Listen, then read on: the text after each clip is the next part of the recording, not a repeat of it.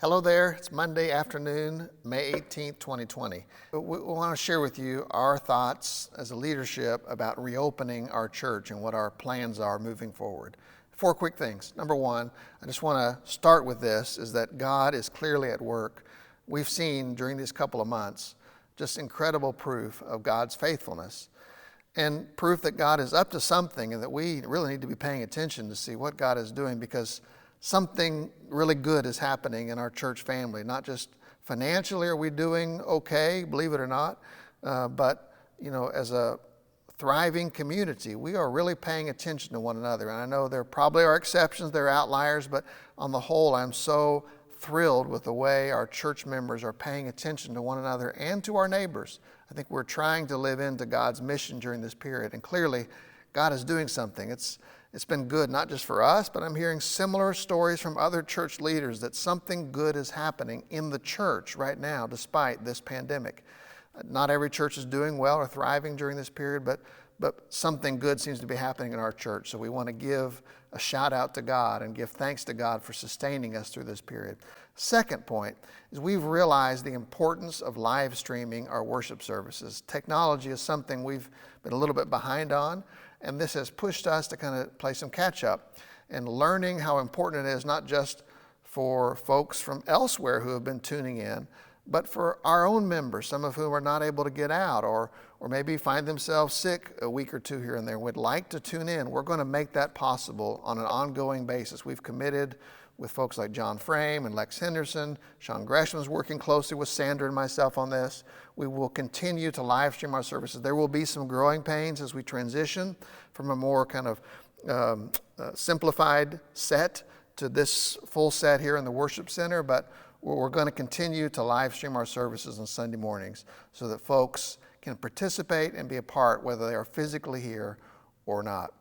Third point is that our leadership team is in agreement that we need to open, but we need to wait until it is legally permissible and advisable to do so.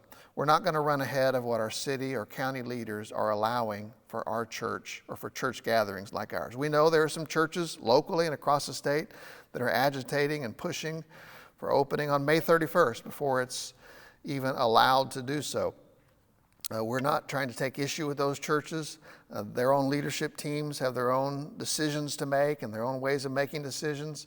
But as a leadership team here, we think it's in our best interests to wait until we're given the green light to plan these kind of worship gatherings. We think that's not going to be far away, but we want to wait until that is permissible. We don't know if that'll be June 7th or June 28th or whenever, but as soon as that's permissible, and this brings me to my fourth point. Fourth point is that we want to reopen as soon as it's possible to do so. That doesn't mean that we're going to invite or welcome everyone back.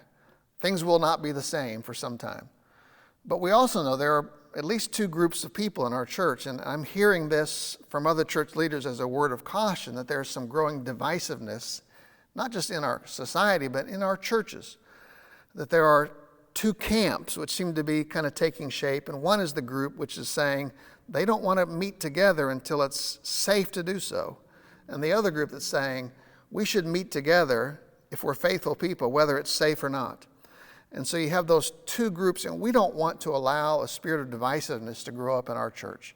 We strongly believe in the Romans 14 model, that we are allowed to have our opinions. We're allowed to have what we think is right in our hearts, convicted of certain things, but we should not judge one another for another person's convictions.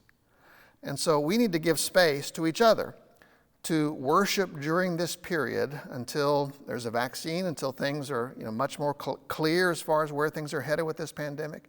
We want to give space to each other to do as we feel convicted in our hearts to do. And so for those who feel really convinced they would like to be in the worship center worshiping with us as soon as it's legally possible, we want to make that possible. We're going to have some simple protocols in place to kind of do the best we can to ensure our safety. We don't see this as a theater or as an audience gathering. We see this as a workplace. You're coming together to work. We're like a factory. And so whether we're physically present or whether you're working from home, we're all working in this church. And so some of us really need to be physically here. And so for those of you who really feel convicted, that's important for you to be here physically as soon as it's possible. We're going to work to make that happen. And we also, though, want to give permission to those who, you may be in an at-risk category. You may not feel like it's safe or prudent to come back to the church building. We want to say to you, God bless you in your conviction.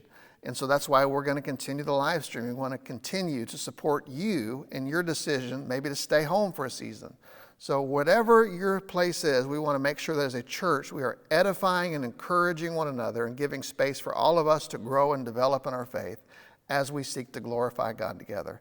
So that's the little word of where we are and what we're thinking. And we look forward to kind of moving together into God's future as God is clearly at work, and we're anxious to see as things normalize how we're able to grow together and outward in our community and as a church. Thanks for being a part of this good church that we call home.